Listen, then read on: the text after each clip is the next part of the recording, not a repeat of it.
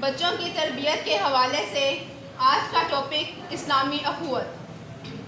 اخوت کا مطلب ہے بھائی چارہ۔ اسلامی اخوت سے مراد ہے کہ سب مسلمان آپس میں بھائی بھائی ہیں۔ قرآن مجید نے ایمان والوں کو ایک دوسرے کا بھائی قرار دیا ہے۔ ارشاد ربانی ہے انما المؤمنون اخوۃ، مومن تو آپس میں بھائی بھائی ہیں۔ جو شخص بھی کلمہ طیبہ کا اقرار کر لیتا ہے وہ امت مسلمہ کا حصہ بن جاتا ہے۔ اس کلمے کی بنیاد پر دنیا بھر کے مسلمان، خواہ وہ دنیا کے کسی بھی حصے میں ہوں، کسی بھی رنگ اور نسل سے تعلق رکھتے ہوں، کوئی بھی زبان بولتے ہوں، وہ آپس میں بھائی بھائی ہیں۔ نبی اکرم صلی اللہ علیہ وآلہ وسلم نے اخوت کے بارے میں